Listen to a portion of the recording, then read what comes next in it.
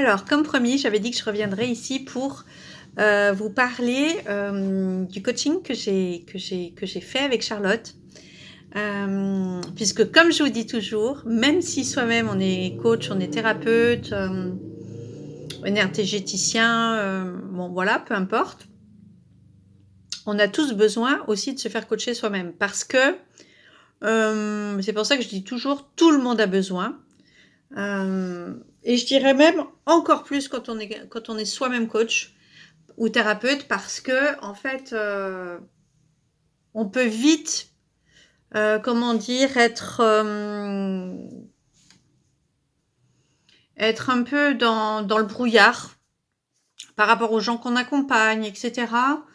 Et puis, on peut manquer de discernement et surtout, par rapport à nous-mêmes, ben, on est comme tout le monde.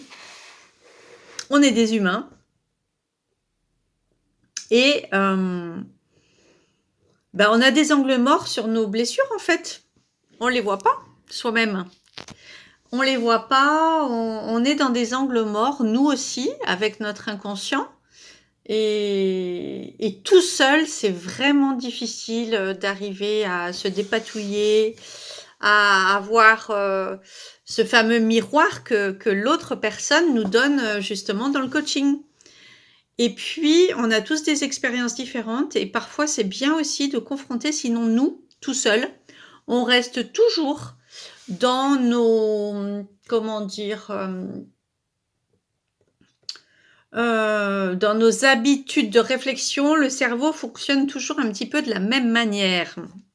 On se fait un peu entuber par par notre système nerveux, par notre ego, par notre cerveau, par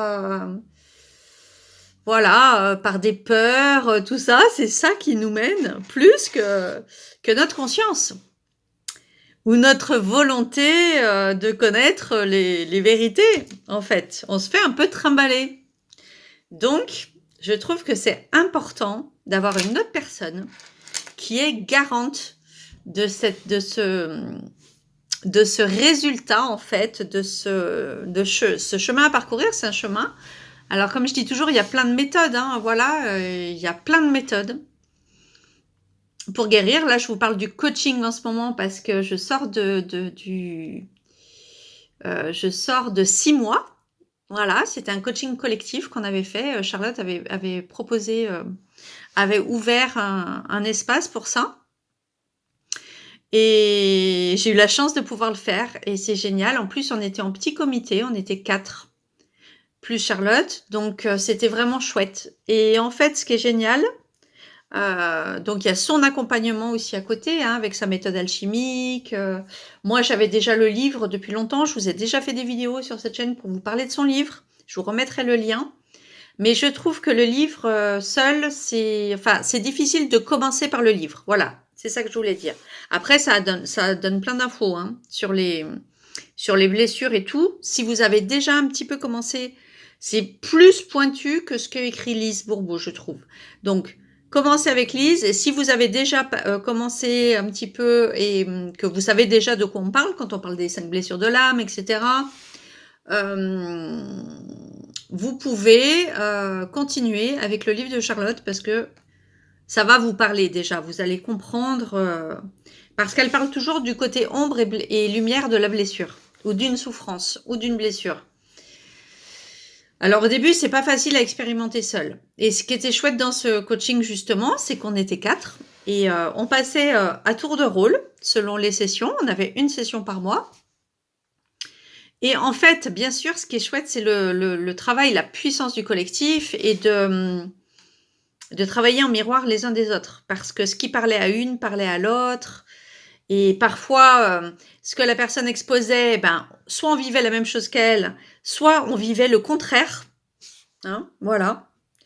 Donc c'est là que vraiment il y a tout l'intérêt de la méthode. Parce que ça permettait de se situer tantôt dans une polarité, tantôt dans l'autre. Voilà. Et puis, bon, on va pas se mentir, le plus gros des problèmes, des souffrances de tout le monde dans la vie, hein, c'est les relations, les problèmes de relations, de relationner entre les hommes et les femmes, ce fameux masculin, ce fameux féminin, hein, ce fameux yin et yang, là, il s'emboîte comme ça, plips, dans le symbole, mais effectivement, je crois que quand on fait le travail sur ce couple, on appelle ça le couple alchimique ou le couple sacré, ce yin et yang, qu'on a en nous, mais qu'on vit avec nos croyances, avec nos blessures, et ben qu'on vit tous les jours dans la vie, au travail, avec notre chéri, avec notre famille, etc. Et aller travailler là-dessus, ben c'est génial parce qu'en fait, ça ouvre la porte à équilibrer tout dans sa vie. Voilà.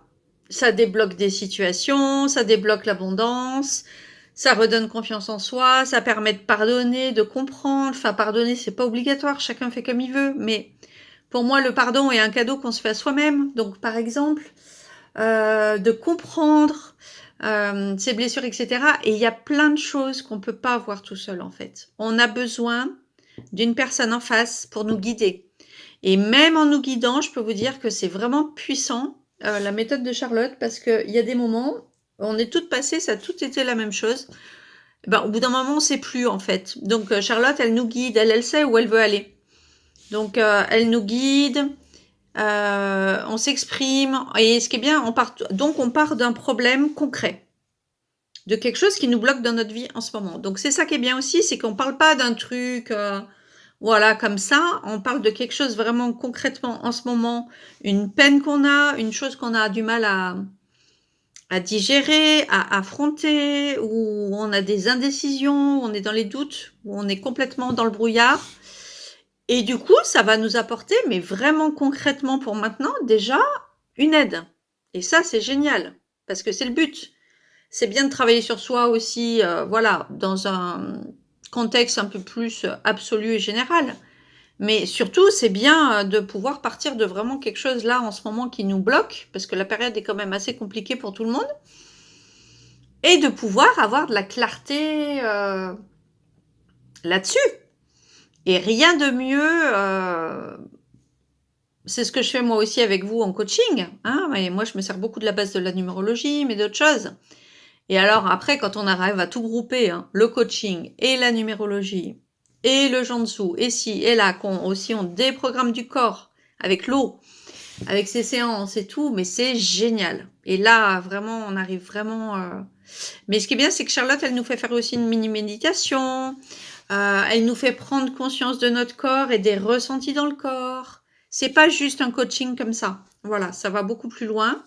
Elle a une grande expérience du Tao. Et puis, voilà, c'est toujours pareil, elle a expérimenté, elle aussi, ce dont elle parle. Donc, ça fait vraiment la différence. Voilà. Et moi, ce que j'aime bien, en fait, c'est que ça m'a permis, j'avais commencé à faire un travail sur les croyances limitantes. Enfin, sur les croyances, tout court, parce qu'on parle des croyances, vous savez, on a tout plein de croyances. C'est ce qui nous a construit petit. Et d'ailleurs, mon travail, ce que je vais vous proposer, mes offres en tant que coach, elles vont vraiment évoluer là-dessus.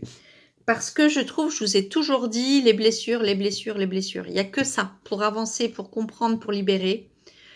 Pour moi, il y a plein de gens qui tournent autour du truc, qui veulent pas s'y attaquer. Bon, moi, je m'y suis attaquée par force, entre guillemets, avec mon arrêt maladie, avec ma double fracture de cheville, avec ma nuit nord de l'âme, avec des choses qui me sont arrivées parce que je voulais pas y aller moi non plus. Mais à un moment donné, ben voilà quoi, je veux dire, il n'y a pas eu le choix. Voilà, donc c'était obligatoire. Et le couple sacré, ce fameux yin et yang alchimique, je l'ai vraiment vécu dans mon incarnation, là dans ma vie, au quotidien, hein, en relation avec quelqu'un. Donc je peux vous dire que ça a bien déménagé. Et que de toute façon, je n'ai pas eu d'autre choix que de travailler sur moi. Voilà. Et moi, j'ai envie de vous accompagner là-dessus parce que je me dis que ça peut aider des personnes. Et moi, je ne savais pas vers qui me tourner à l'époque. Je connaissais pas de coach. Le travail des blessures, j'en avais entendu parler un petit peu, mais voilà, pas plus que ça. J'étais restée longtemps dans une position de victime. J'étais toujours victime des autres. C'était toujours moi. J'avais pas de chance. J'étais la gentille petite Céline qui avaient pas de chance, qui tombaient toujours sur des gens zarbi. Et voilà, donc je prenais pas ma responsabilité des choses, je voulais pas changer. Enfin, j'avais un ego, mais surdimensionné dans le sens que, bah non, j'avais pas besoin de changer. Moi, c'était les autres ils étaient tous tarés. Les autres, en gros, c'est un coup d'un manipulateur, un coup un menteur, un coup, euh, il y avait toujours quelque chose. Voilà, toujours ou des personnes pas disponibles, ou comme des situations interdites. Je me disais, putain, mais vraiment, j'ai pas de chance. J'ai pas de chance. Donc, j'étais dans une posture de victime. Ce fameux triangle de Cartman, bourreau, sauveur, victime. Et moi, toute ma vie, où j'étais sauveur, où j'étais victime. Bon, j'ai peut-être été bourreau aussi, hein, pour certaines personnes. Bon, je sais que j'ai fait souffrir aussi, malgré moi, des personnes. Mais bon, suite à des choses qui se sont passées, bah oui, bien sûr, c'est sûr que bah, j'ai repris ma liberté. Mais on est toujours le bourreau de quelqu'un d'autre. Hein. Mais en tout cas, pendant toute une partie de ma vie, je me suis pas remise en question. Et voilà. Et soit je voulais sauver les autres pour être une bonne personne et pour aider, tout ça, parce que ça, c'est le neuf à fond la caisse. On a vraiment une mission au service d'eux, mais c'était toujours, et j'ai eu une mère sacrificielle qui toute sa vie s'est sacrifiée pour nous, pour son mari, pour ses amis, à s'oublier complètement. Donc j'ai eu cette éducation-là. Ma norme, c'était ça. Donc j'ai un peu fait le mouton noir dans ma famille, mais ça a été quand même compliqué. Compliqué aussi à ce que moi-même je m'autorise à être déloyale à tout ça et à dire non, moi j'ai pas envie de vivre une vie sacrificielle. Et je suis encore en train de travailler sur ces mémoires. Et ça, je vous en parlerai, je vais vous en parler aussi dans une autre vidéo, parce que suite à une séance de kinésiologie avec ma super kinésio de Nice, Elodie, eh bien, j'ai découvert des loyautés familiales engrammées dans mon corps. Encore, il y a même pas, il y a 10 jours là. C'est vraiment tout frais. Et ce qui me fait, alors là, on est encore plus loin là, parce que là, on est sur des choses qui sont au niveau inconsciente. J'avais pas du tout conscience d'avoir des loyautés. Bon, c'était lié à ma mère. Mais du coup, je suis en train de travailler sur mon arbre généalogique. Je suis en train, ça fait déjà 1 année ou 2 que je m'intéresse vachement à la psychogénéalogie. Je le faisais déjà au travers des prénoms et tout ça. Mais là, c'est remonté encore plus loin. Je suis en train de reprendre toutes les dates de mon grand-père, ma grand-mère. Enfin là, je suis sur ma lignée maternelle en ce moment. Comme par hasard, je suis en année 16-7 personnelle, qui est le 16, c'est le féminin bafoué. Ça parle de quoi? Ça parle de sexualité bafouée, ça parle qui est sur ma lignée maternelle. Hein. Ça parle aussi de nous, notre place en fait de la femme, de notre place de femme. Comment on trouve sa place? Comment on s'exprime? Où est-ce qu'on a le droit de se positionner? Qu'est-ce qu'on s'autorise? Est-ce qu'on se trouve légitime? Eh ben ouais, ça c'est bien les sujets du moment. Est-ce qu'on s'autorise à être visible? Est-ce qu'on s'autorise à recevoir? Puisque le féminin, c'est le 2. Et c'est le yin, c'est la réception. Ou est-ce qu'on est que dans le faire, on est que dans le yang et dans le il faut que je fasse, il faut que je fasse? Ou est-ce qu'on laisse ces espaces ouverts en tant que femme, comme une déesse, à recevoir? Tout simplement parce que je suis. Bah ça, c'était pas gagné du tout. Hein. Et avec tout ce que j'ai découvert, on a toute une lignée de femmes dans ma famille. On remonte déjà là à 4 générations. De femmes qui portent des karmas, 13 ou 14, surtout du 13 et du 14. Du côté des femmes, c'est les fameux karmas d'emprise, de manipulation, d'emprise, ou de femmes qui auront dû toute leur vie. Et c'est ça, le sacrifice dont je parle pour ma mère. Et pour ma mère, ma grand-mère, ça a été pareil. Et on remonte jusqu'à l'arrière-grand-mère, en fait. Et j'en parlais avec ma cousine hier ou avant-hier, parce qu'elle aussi elle aussi subit ces loyautés-là, en fait. Parce que malgré tout, même si c'était sacrificiel, eh ben, on a des loyautés vis-à-vis des gens qu'on aimait de notre famille. Voilà. Vis-à-vis de sa mère, de sa grand-mère. Si elle s'est sacrifiée, si elle n'a pas reçu, si là, ben, par loyauté à elle, ben, inconsciemment, on va faire pareil. On va s'auto-saboter sur des choses pour vivre la même vie qu'elle, en fait. Pas faire mieux. Voilà, rester dans le rang, et ben, ça fait mal, hein. Donc tout ça, si vous voulez, c'est lié à des blessures. Et en fait, tout ça, et ben, ça induit des croyances qui, pour elles sont bien conscientes, ces croyances. Là, on n'est pas dans l'inconscient. On a des croyances que tatati, tatata, sur notre mère, sur notre père, voilà, que d'être femme, ça a fait ça, ou que d'être homme. Et bien sûr, c'est notre éducation et c'est notre environnement qui a généré toutes ces croyances. Notre enfance, l'école, les amis, mais surtout les parents, l'éducation, la religion, le contexte culturel, etc., etc. Et je vous dis pas, c'est des milliers de croyances. Je vous en partage plein dans les shorts. Vous pouvez aller voir sur la chaîne YouTube. Il y a plein de petits shorts parce que j'ai tendance toujours à faire des vidéos très longues. Et là, j'ai dit, je vais vous parler comme ça, très rapidement, à chaque fois vous dire une croyance. Comme l'autre jour, j'ai dit par exemple, bah, si tu crois que l'argent ne tombe pas du ciel, bah, c'est sûr, il va pas tomber du ciel. Oui, parce que si on a cette croyance que l'argent est difficile à gagner, qui tombe pas du ciel, genre gratuitement, genre on est en mode recevoir, c'est facile, c'est fluide. Ben si on croit ça, comment c'est qu'on est créateur de, enfin que nos pensées sont créatrices de vérité, de manifestation, de concret, ben on va créer ça puisque c'est ce qu'on croit. Mais en fait, on n'a jamais remis ça en question en fait. Toutes les croyances qu'on a entendues de nos parents, comme quoi, ouais, dans la famille, nous, on est une famille de bosseurs, nous, on est une famille de travailleurs, et ça, il n'y a pas de fainéants dans cette famille. Tous ces trucs-là, là, qu'on entend, je sais pas pourquoi, il y a un truc avec ça, quoi, qu'on entend dans beaucoup de familles. Et moi, le truc chez ma mère, c'était toujours, elle disait, ah, chez nous, on n'est pas matérialiste. Ah, bah ça, c'est sûr. Ah, super. Ah, elle était bonne, cette croyance, hein. Ah, bah bravo. Ah oui, non, bah, c'était mal. Il fallait être spirituel, il fallait être généreux, il fallait être sacrificiel. Chez nous, la normalité, c'était le sacrifice, en fait. Tiens, ma mère, elle a filé son pognon toute sa vie à tout le monde. Soit elle l'a perdu, soit elle l'a filé à mon père, il l'a perdu. Soit, non mais pour vous expliquer un petit peu, quoi, le truc de dingue.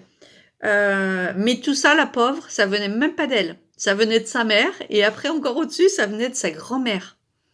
D'ailleurs, le premier appartement que mes parents ont acheté, pour vous raconter comment c'est incroyable, et ça va peut-être vous parler pour vous. Eh bien, en fait, chez mes parents, l'argent, il venait du côté de ma mère. Pas tellement du côté de mon père, voilà. Par contre, du côté de ma mère, c'était des propriétaires, etc. Déjà, il y a un siècle. Et l'arrière-grand-mère, la grand-maman, elle avait donné une partie d'argent à mes parents, donc à sa petite fille, pour acheter leur premier appartement à Lyon. Elle avait donné la moitié à l'époque de l'argent pour acheter. Et vous savez quoi? Eh ben en fait, elle l'a pas donné à ma mère cet argent. Elle l'a donné à mon père. Alors qu'il venait juste je crois qu'il venait de se fiancer ou de se marier. Enfin bref, c'était lui qui représentait genre l'autorité, mais en fait, il faisait pas partie de la famille, mon père. Il venait juste de le connaître, quoi. Et en fait, ma mère, je vous en parlerai parce que ça fait partie là de ce que j'ai découvert en loyauté familiale. Ma mère tenait déjà ces croyances-là de sa mère, et en fait là, le fait que la grand-mère, elle acte comme ça, en fait, elle l'a dévié. C'est comme si elle l'avait sorti de la famille, lui dire, bah en fait, c'est pas à toi que je donne l'argent. Toi, en tant que femme, ben t'as pas droit, tu mérites pas ta tata, je le donne à ton mari, à l'homme. C'est pour ça que je vous parle de féminin, masculin et tout. Et en fait, ma vie, toute sa vie, ma mère, elle est comme restée comme fidèle, loyale à mon père, dans le sens qu'elle était femme d'eux. Alors qu'en fait, l'argent venait de chez elle, de sa grand-mère. Et c'est un truc de fou, parce qu'en fait, jusqu'à la fin de sa vie, ma mère, elle avait fait une donation au dernier vivant à mon père, en 79, quand on était à Moscou, quand on est rentré de Moscou. Elle avait fait peut-être parce qu'à l'époque, on était parti à l'étranger ici et là. Mais en fait, ensuite, mes parents, ils se sont séparés quand ma mère est morte. Ça faisait 10 ans qu'ils étaient séparés. Mais elle n'avait jamais voulu divorcer. Parce que mon père lui donnait la moitié de la pension. Voilà. Donc, elle avait peur de ne pas l'avoir. Mais surtout, ils avaient séparé les biens et tout ça, ils avaient revendu des choses. Tout l'argent venait à la base de ma mère. Et tout avait été mis dans la communauté. Et à la fin de sa vie, ils ont quand même divisé l'argent en deux. Donc mon père a hérité de la moitié de tous les biens de ma mère, alors qu'en fait, il avait pas mis une pluque à la base dedans, d'apport.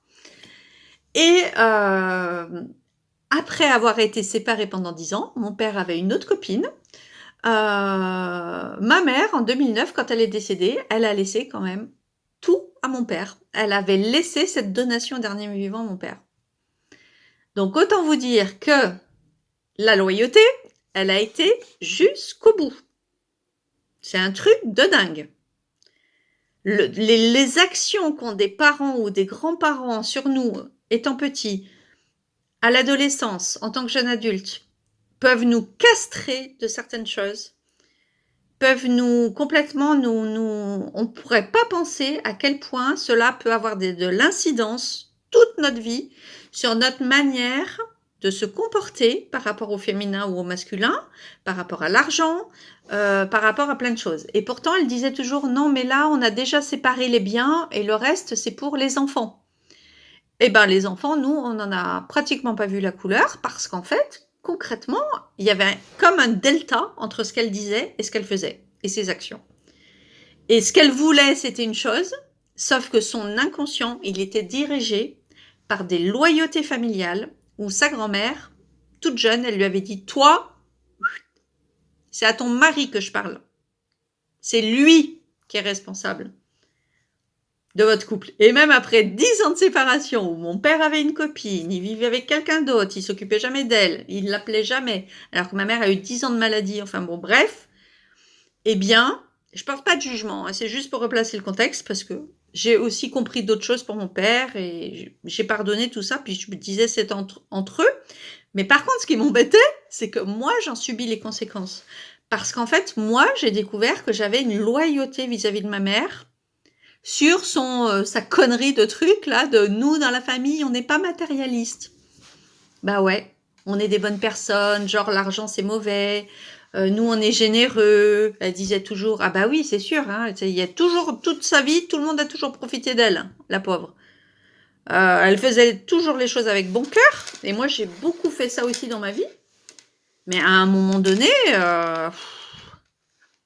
faut arrêter quoi. Ça peut pas toujours être à sens unique, hein. Et d'ailleurs, on a bien vu à la fin, que vraiment des gens proches d'elle, avec des vrais partages d'amitié, etc., il n'y en avait pas tant que ça. Voilà. Donc, pour vous dire que les loyautés familiales, les croyances qu'on a sur des choses, les croyances conscientes, les croyances limitantes, ces fameuses loyautés, mais c'est dingue en fait, c'est ça qui dirige toute notre vie. Et nous on est là, on essaye de bosser, de faire des trucs, on se dit ouais on sait pas pourquoi quoi, on n'arrive pas à récolter ce qu'on sème. Et non, on n'arrive pas, il y a trop de choses inconscientes qui jouent en fait. Et alors si on veut même pas travailler sur soi, qu'on a des ornières comme ça, qu'on voit pas et qu'on est en mode victime comme moi j'ai fait pendant des années, mais alors là je vous dis même pas quoi, c'est... Je sais pas si vous avez des gens dans votre vie comme ça, dans votre entourage, qui bossent, qui font plein de choses, qui entreprennent plein de choses, qui sont hyper créatifs ou qui sont hyper bosseurs et qui n'arrivent pas à gagner d'argent, par exemple. Ça, c'est un signe. Ou qui perdent, ou des familles ou des lignées. Là, je vous parle de l'argent parce que c'était vraiment ce truc-là. Et j'aurais d'autres choses à vous raconter là-dessus. C'est des choses après que je partage en coaching parce que ça aide à faire des prises de conscience chez les personnes et on peut transposer. C'est pour ça que je vous raconte ça. C'est pas pour vous raconter ma vie. Hein. Je vous raconte ça pour que ça vous fasse tilt pour vous-même sur des expériences similaires. Voilà. Je sais plus ce que je voulais dire. Je sais plus. J'ai oublié. Je pense à trop de choses en même temps. Donc, oui, de voir si vous avez ça dans vos lignées. Parce que l'argent, c'est très... Ça, en général, on s'en rend compte. Des gens qui ont tout perdu. Alors nous, ça remonte à 4 générations. J'avais des arrière-grands-parents qui avaient acheté des emprunts russes. Je ne sais pas si vous connaissiez à l'époque ces fameux emprunts russes où on avait demandé aux Français, c'était pour une dette russe déjà à l'époque, qui voulaient placer de l'argent. Et en fait, le truc a fait faillite, le système a fait faillite, on n'a jamais remboursé les gens en France. Et moi, c'était des bons, comme des bons porteurs. Mes arrière-grands-parents, mais on en a pour des milliers d'argent. On a les bons qui nous restent, mais ça vaut rien. Et en fait, la dette a été annulée. Et en fait, on n'a jamais remboursé les gens. Et puis, j'ai plein d'histoires comme ça dans ma famille. Hein, voilà. Mon arrière-grand-mère aussi qui a vendu, qui avait un bien, qui l'a mis en location. Les locataires n'ont pas plus payé. Puis, ça a été vendu pour rien. Et puis, comme par hasard, moi j'ai des choses qui sont arrivées un peu similaires dans ma vie. Je me dis, c'est quand même dingue, ça remonte à mon arrière-grand-mère quand même, qui avait en fait un peu, qui voulait pas que sa fille bénéficie. Cette arrière-grand-mère, elle avait un problème avec les femmes, quoi, parce qu'en fait, sa fille, elle n'a pas voulu qu'elle hérite de ce manoir. C'était un manoir, mais énorme, à Lyon. Quand on le regarde avec ma cousine, on dit, ah bon dommage. On aurait pu vivre dedans. En fait, elle l'a vendu pour rien, je crois au final aux locataires ou je sais pas quoi. Que des trucs comme ça, quoi. Les bons porteurs, ils ont disparu. Après, la grand-mère aussi, lui arrivait des trucs. Ma mère avec mon père aussi, quand ils ont vendu un des apparts, à un moment donné, mon père a placé les sous. Ma mère s'est jamais trop intéressée parce qu'elle faisait confiance. C'est ça l'histoire de l'emprise, hein. C'est ce karma 13 qu'on a dans cette lignée-là. Il y a aussi du 14 qui est lié au corps. Et aux maladies, ça c'est sûr, parce que toutes mes grand-mères, ma mère est morte à 62 ans, ma grand-mère est morte à 67 ans, ma tante est morte à 61 ans, ma tante par alliance, mais l'arrière-grand-mère, je ne sais pas par contre, mais elle, c'était la plus... Donc j'ai dit, moi, il faut que je transmute le truc, là, parce que j'ai encore plein de trucs à faire. Mais c'est dingue, ces trucs qui se reproduisent. Et donc, mon père avait placé ses sous. Comme par hasard, l'argent a disparu. Il a été perdu. On avait pris un gestionnaire patrimoine à Menton, très connu sur la place, soi-disant très réputé. Le mec, il nous a quand même fait perdre, je crois qu'à l'époque, mes parents, c'était genre 100 000 € ou un truc comme ça, quoi. Non, pas 100 000 €. Ça devait être 100 000 francs. C'était encore en francs, 100 ou 150 000 francs, ce qui est déjà énorme. Voilà. Et comme ça, voilà, il y a des familles, tout se dilapide, tout se perd, tout se vole, tout part en faillite, etc., etc. Alors moi, je suis chemin de vie 8, j'ai connu aussi plusieurs fois faillite, reconstruction, tati, tata. Tout est compliqué avec l'argent, mais en même temps, j'ai compris beaucoup de choses avec la numérologie. Et ça, je peux vous le partager avec la numérologie, parce que j'ai un homme, ce qu'on appelle un homme, c'est-à-dire un 0 en 8 et en 6, quand je regarde ma grille d'inclusion.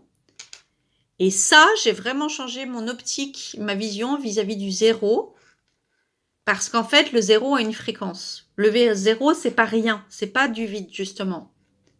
C'est-à-dire que oui, on vient faire un apprentissage par rapport à ça, et d'ailleurs, j'ai le même sur la famille. Le 6, c'est la famille et l'amour. L'amour inconditionnel. J'ai eu qu'un enfant, mon petit Lucas, adoré. Mais je veux dire, j'ai divorcé, j'ai jamais pu refaire ma vie. J'aurais bien voulu qu'il ait des petits frères ou des petites sœurs ou quoi, à un moment donné. Ça n'a pas été possible. Et la seule fois où j'ai